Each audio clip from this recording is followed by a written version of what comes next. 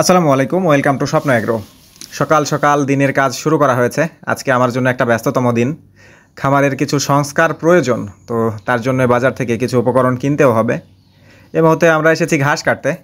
চাচা কিন্তু পানির মধ্যে নেমে ঘাস কাটছে। এখান থেকে আমরা মাঝে মধ্যেই কিন্তু ঘাস সংগ্রহ করে থাকি। আপনারা যারা রেগুলার আমার ভিডিওটা দেখে থাকেন তারা কিন্তু অবশ্যই দেখে থাকবেন। তো আবারও কিন্তু এই ঘাসগুলো বড় হয়েছে, আবারও এখান থেকে ঘাস সংগ্রহ করা হচ্ছে। তো এ বছরটায় একটু বৃষ্টির পরিমাণ গত 2 বছরের তুলনায় এ বছরটা বৃষ্টির পরিমাণ অনেক বেশি। দেখতেই পাচ্ছেন বিলের পানির পরিমাণও কিন্তু অনেক বেশি। রেগুলারই বৃষ্টি হচ্ছে, বলতে বলতেই আবারও বৃষ্টি। এখানে আমার একটা ছোট ঘর আছে, যেটা আগে একটা ভিডিওতে শেয়ার করেছিলাম, তো সেখানেই কিন্তু অবস্থান করা হচ্ছে এখন। বৃষ্টিটা থেমে গেলে বা বৃষ্টির পরিমাণ কমে আসলে আবারও ঘাস কাটা শুরু করা হবে ইনশাল্লাহ।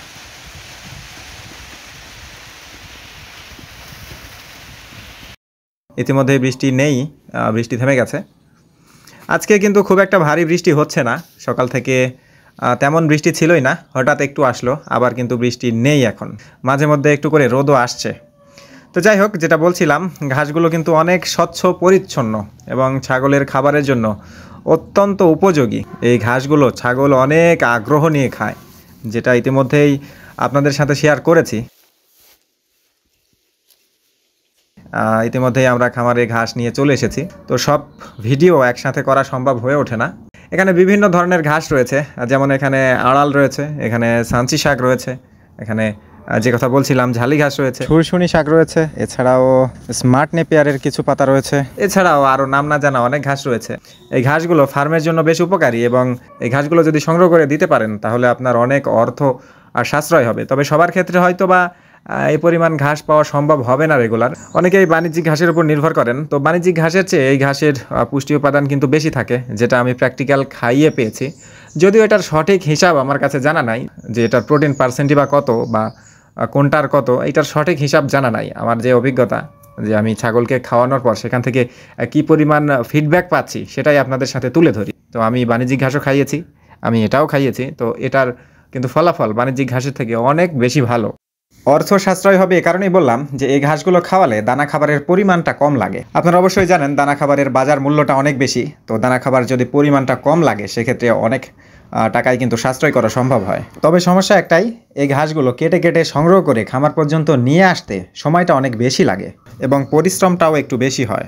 আপনি বাণিজ্যিক ঘাস 2 ঘন্টায় যে পরিমাণ কাটতে পারবেন, এই ঘাসগুলো কাটলে হয়তো বা 5 ঘন্টায়ও সে পরিমাণ কাটতে পারবেন না। এছাড়াও বাণিজ্যিক ঘাস যে পরিমাণ জমিতে উৎপাদন করা হয়, আপনি যদি দেশি ঘাস চাষ করতে যান, এটা যদি বাণিজ্যিক আকারে চাষ করতে যান, আপনার তার চেয়ে 3 গুণ জমির প্রয়োজন পড়বে। তারপরও হবে কি না সেটা নিয়ে একটা সন্দেহ রয়েছে। তো যাই হোক, এই সিজনে ঘাসগুলো আমার জন্য পাওয়া সহজ, তাই আমি খাওয়াচ্ছি। আপনাদের যাদের অনুকূলে আছে বা যাদের জন্য পাওয়া সহজ হোক, অল্প পরিমাণ বাণিজ্যিক ঘাসের পাশাপাশি কিছু পরিমাণ যদি খাওয়াতে পারেন সেটা ভালো হয়। যে কথা বলছিলাম, খামারের কিছু সংস্কার প্রয়োজন, তার জন্য উপকরণ হিসাবে টিন দরকার আমাদের। কিছু ফাইবার টিন নিব। ফাইবার টিন যদিও এগুলো দেখতে ভালোই লাগছে, RFL কোম্পানির। এগুলো মনে হচ্ছে যে আলো যথেষ্ট প্রবেশ করবে। একটু অন্ধকার থেকে মুক্তি পাওয়ার জন্য ফাইবার টিনগুলো ব্যবহার করতে চাচ্ছি। এখন ফাইবার টিনের দাম কিন্তু আকাশ ছোঁয়া। ওনারা বলে দিচ্ছিলেন 30 বছর গ্যারান্টি। জানি না গ্যারান্টি কার্যকর হয় কি না, বা নষ্ট হলে চেঞ্জ পাবো কি না, যদিও ভরসা আছে। দেখে মনে হচ্ছে যথেষ্ট মজবুত, খুব সহজে হয়তো বা নষ্ট হবে না। যদিও এগুলো ব্যবহারের আমার তেমন কোনো অভিজ্ঞতা নাই। যেহেতু বর্ষাকাল, খামারের সংস্কার প্রয়োজন, তাই তড়িঘড়ি এই টিনগুলো নিতে হলো। ভেবেছিলাম এবছরটা আর কোনো সংস্কার করব না, কিন্তু তার আর উপায় হলো না। এত পরিমাণ বৃষ্টি যে আসলে ছাগল নিয়ে ভোগান্তিতে থাকতে হচ্ছে। আরও একটা কথা, কিছু গাছও নিয়েছি। বর্ষাকাল যদি শুকনো জমি থাকে বা শুকনো কোনো জায়গা থাকে আপনার উঠানে, বাড়ির আনাচে কানাচে, যেখানেই হোক না কেন, শুকনো বলতে যেটা পানিতে ডুবে যায়নি এখনো, বলা হয় গাছ লাগান, পরিবেশ বাঁচান। গাছ আমাদের বিশুদ্ধ অক্সিজেন দেয়, তো গাছ লাগানোর চেষ্টা করবেন প্রতি বছরই। ফার্মের সংস্কার কাজের ভিডিও এটা খুব শীঘ্রই চ্যানেলে আপলোড করবো ইনশাল্লাহ। সবাই দোয়া রাখবেন। আজকের ভিডিওটা এখানেই শেষ করছি। আল্লাহ আপনাদের সবাইকে ভালো রাখুক, সুস্থ রাখুক। আসসালামু আলাইকুম।